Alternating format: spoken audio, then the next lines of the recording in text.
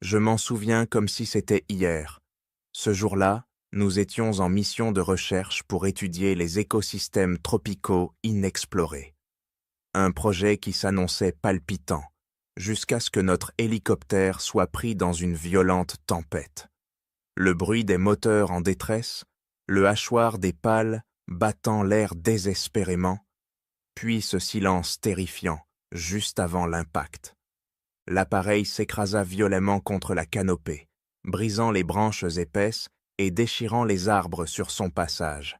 Je me souviens de la sensation de chute, des hurlements de l'équipe et du choc. Tout devint flou.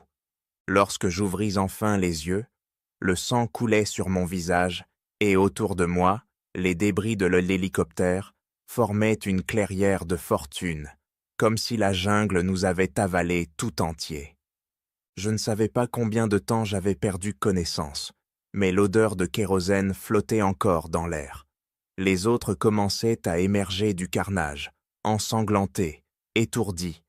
Nous étions vivants, du moins ceux d'entre nous qui avaient survécu.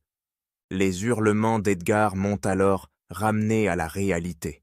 Coincé sous un morceau de fuselage, il suffoquait. On s'est rué vers lui, fouillant frénétiquement la carcasse, juste avant que les flammes n'atteignent le réservoir de carburant. On l'a dégagé, le traînant loin de l'épave, avant que tout n'explose dans un déluge de feu et de fumée. C'est ainsi que tout a commencé. Perdus en pleine jungle, désorientés et terrifiés, nous avons été séparés en 2 groupes par l'explosion. Je suis resté avec la moitié de l'équipe, notre priorité, retrouver les autres. Mais très vite, d'autres priorités se sont imposées. L'eau.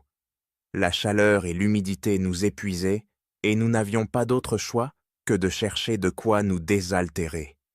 Je me souviens de David, l'un de nos botanistes, s'approchant d'un buisson, attiré par des fruits colorés.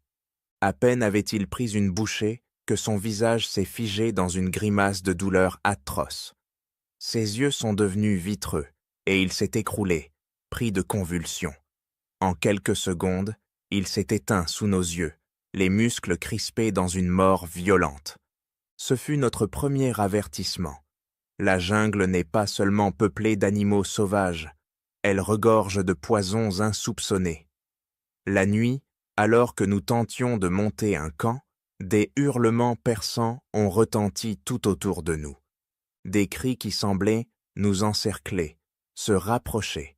Nous scrutions la pénombre, mais nous ne distinguions que des ombres mouvantes, des yeux brillants. Puis, plus rien. Ce n'était que le début de notre calvaire. Le 3e jour, alors que nous pensions avoir échappé aux hurlements nocturnes, un rugissement plus puissant encore déchira le silence. Un jaguar émergea soudainement de l'obscurité, ses crocs luisant sous la lueur vacillante de nos torches.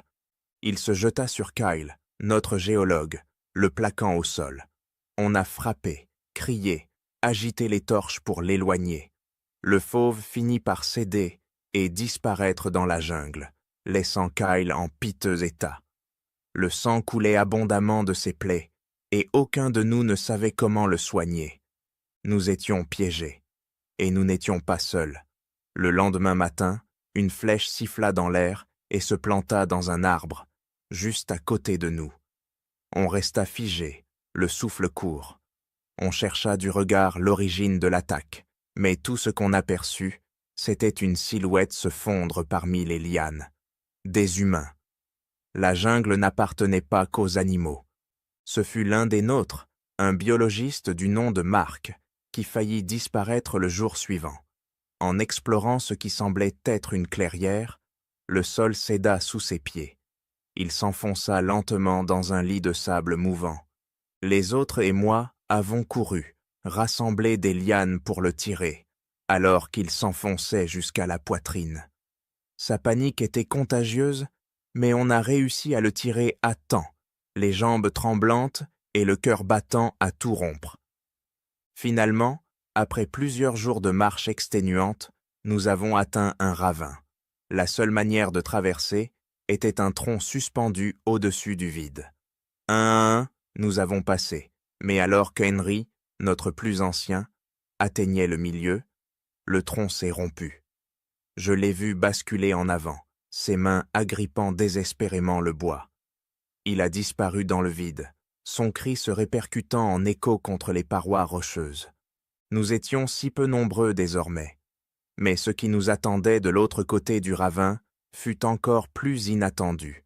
Un groupe de guerriers indigènes nous tomba dessus, le visage peint de motifs menaçants. Ligotés et emmenés à travers la jungle, on nous conduisit jusqu'à un village caché. Leur chef nous scruta d'un regard pénétrant, nous jugeant. Pendant des jours, nous sommes de me rester prisonniers, observés comme des bêtes curieuses. Puis, à ma grande surprise, un ancien se présenta devant nous, murmurant que nous étions des esprits venus tester leur bravoure. Il ordonna qu'on nous enseigne les secrets de la jungle. Comment faire du feu, repérer les plantes comestibles, utiliser des fourmis guerrières pour suturer les plaies. Alors que nous commencions à regagner leur confiance, Thomas, l'un des nôtres, craqua.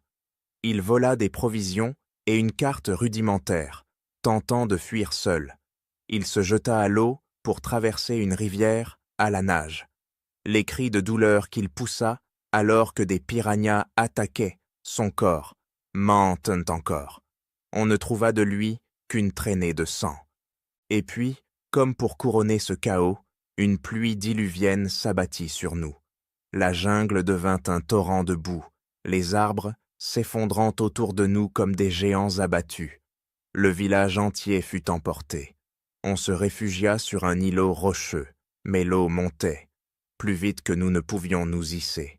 On s'accrocha comme on pouvait, des heures durant, priant pour que la tempête cesse. Nous devions sortir de cet enfer. La tribu nous fit traverser la jungle par un pont de cordes, instable, qui menaçait de céder à chaque pas. Arrivés de l'autre côté, on nous laissa. Le chaman du village nous révéla que la rivière que nous cherchions était gardée par un grand caïman blanc. Si nous voulions passer, il fallait affronter la bête sans la provoquer. À bout de force, on atteignit enfin la rive. Le monstre, immense et immobile, guettait chacun de nos gestes. Nous nous glissâmes dans l'eau, en silence, sentant sa présence menaçante. Lorsqu'on posa pied sur l'autre rive, j'ai senti un soulagement incommensurable, qui fut de courte durée. La tribu nous suivait. Ils craignaient donc que nous révélions l'emplacement de leur village.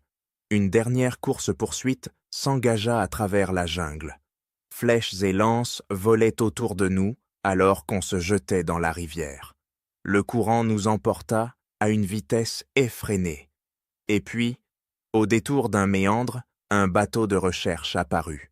Leurs cris, nos cris, le soulagement, les bras qui nous hissèrent à bord. Nous étions sauvés. Mais la jungle, elle, ne nous a jamais vraiment laissé partir.